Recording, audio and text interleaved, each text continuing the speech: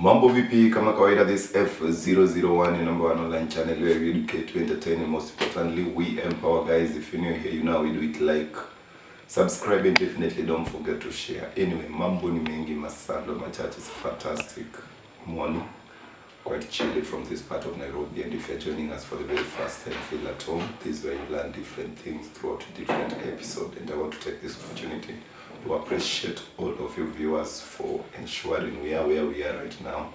And we promise you that we are not taking break any moment, anytime. And like I always maintain, watch without judging. Today is them, tomorrow could be you. What matters is when your turn reaches, how ready will you be? That's a question. And I don't want to talk too much. These are faces that you know and you all remember in the encounter. It was quite painful indeed because I also expected the best from them, but God has his ways, just as we may never know. But I'll start with the gentleman. Asante sana, bro. I know it has not been an easy night for you, but took up and things happen. But nasemanga before we get to the key issues hapa, you can give us a short background history. Badly wewe na bibi labda mlipatana, vile mmekuwa mkiishi. Have you been seeing these red flags and ignoring? Just generally too. Thank you, bro. I'm actually a very disappointed man right now. I just decided to come because out of respect for my fellow man, I didn't sleep at the house. As you can see, I've spent at a friend and I didn't manage to get any sleep because you can imagine this is not a start. This is not an end, it's just a start of my 10 year. Now I'm starting afresh. Everything I've ever known. The only thing that defined me was my family, my married life, and all you can see right now is in shambles because back then, December 2016, I met Emma at St. Peter's Catholic Church. I had been praying to God for the perfect woman, caring woman, loving woman, prayerful woman. At this conference, as I saw her reading the scriptures, participating in the church activities, jovial, she was leading, she came from a different church, she was leading the youth at her church, she was a leader. All these qualities, she embodied the qualities of a woman I needed. The woman who will mentor my children, also inspire me to be the best version of me. Sasa vile umesema, things have unfolded the way they unfolded, but because I'm a man, I have to take my L's as a man. So I've come here as part of my healing process to accept it, also to deny it because I have to deny it, accept it for me to heal better. And I cannot throw under the bus all the days, all the memories, all the fun, all the years, all the things we created together,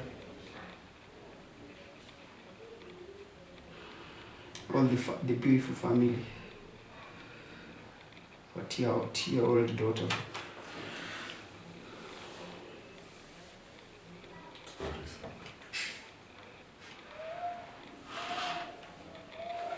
Our 2-year-old daughter.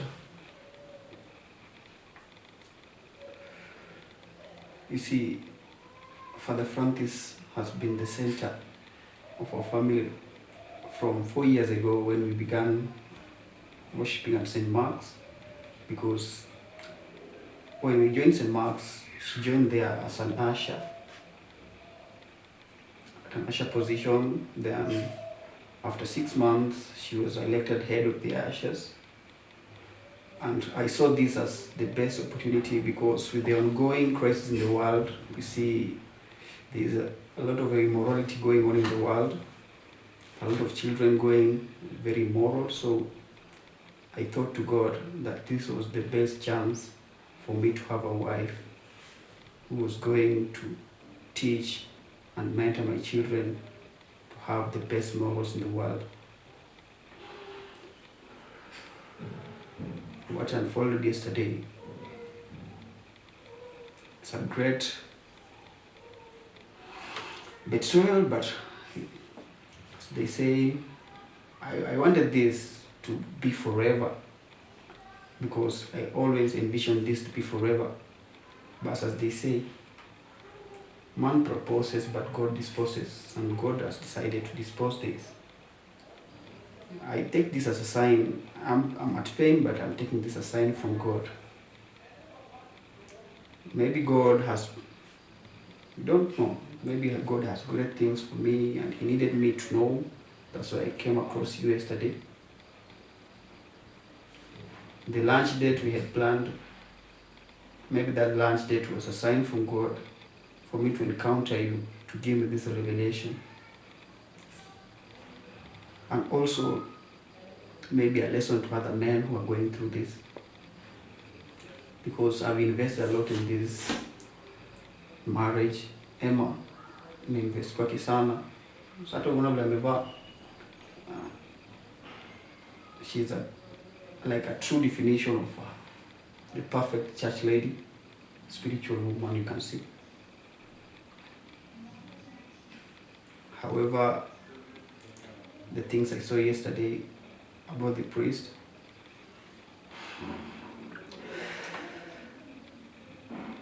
Emma, I took all the sacrifices a man can take. Those days I came to the house that I was beat down. I wanted to cry because of the business deals that had gone south. I turned down the Kenya Defense Forces. I was shortlisted as a cadet for the Kenya Defense Forces. I turned down because I wanted to be with her and the family. I turned down going abroad in Canada for a scholarship program for my master's. I turned down because I wanted to be with the family here in Kenya. I've invested a lot. Nimekufungulia biashara kadhaa, sindio? With the recent one, boutique and a salon. There's actually one of my friends, we go to the gym together, aliniambia alibuy cologne kwa Emma na 1,000 bob. Emma akamrudishia 1,530 something. And these qualities qualified somehow to be the treasury of the church. Maybe this is a red flag I didn't ever see. But I was happy and clouded as a man that her being spiritual or her being church-going was the best qualities I was looking for in a woman. Emma, wewe nimekutoa wapi wewe? Before me you had no life. When I met you, you had nothing but going to church. You had failed terribly in your exams. You couldn't join anywhere. Nobody can employ you out here. Hata hakuna mtu anaweza kuandika job. Hata job ya kufagia. Am I lying, Emma?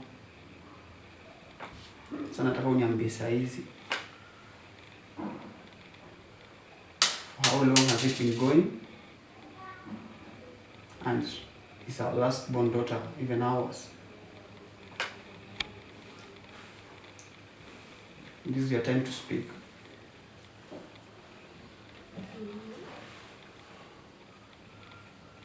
I'm so sorry. Najua nimekukosea.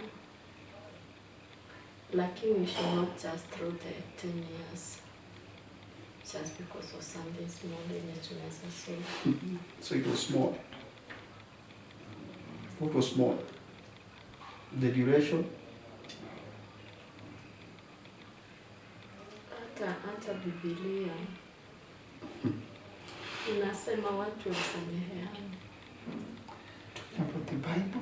Even the prayer, it says that we should We ask the Father to forgive our sins as we forgive others. So I'm just pleading with you for the sake of Tell me the truth. years. Tell me the truth. The, What I'm Mr. Kuuliza yote tunaniambia. Tell me, for how long has it been going? And is our last born daughter really ours? Because now you've been doing this for 4 years. If I may guess, because we joined St. Mark's when I met Father Francis and he became our family friend and he was introduced to me by our business partner. And for 4 years,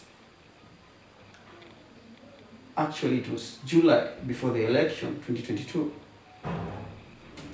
Up to now, we are still, hata Sunday ulikuwa kanisa hapa. Si ndio? Pia Sunday uliacha huko bra. hiyo maneno tunafaa kuongea tukiwa wawili. Nimekuuliza ni how long na niambie last born wetu kama wewe ni mtoto wangu. Unajua, unafaa kuangalia kwenye tumetoka.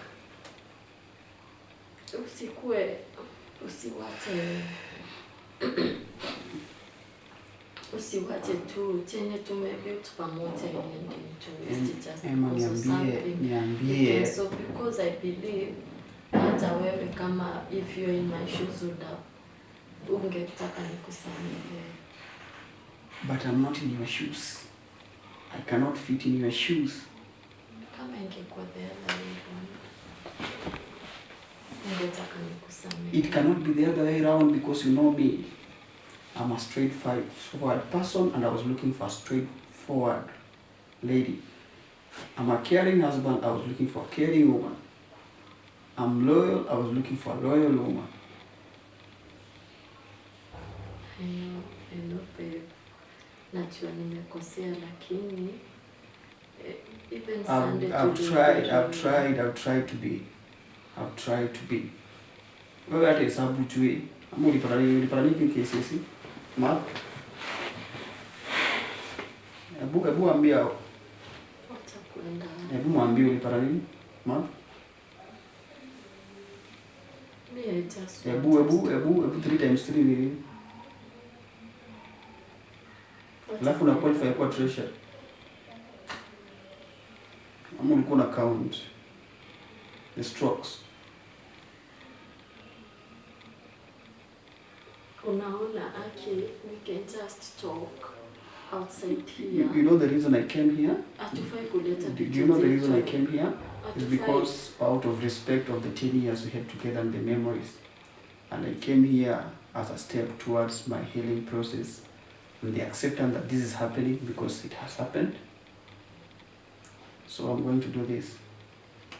No, babe, ona tuongee tu. Simama basi tuongee. This is the last hug you ever had from me. Please, ngoja tuongee.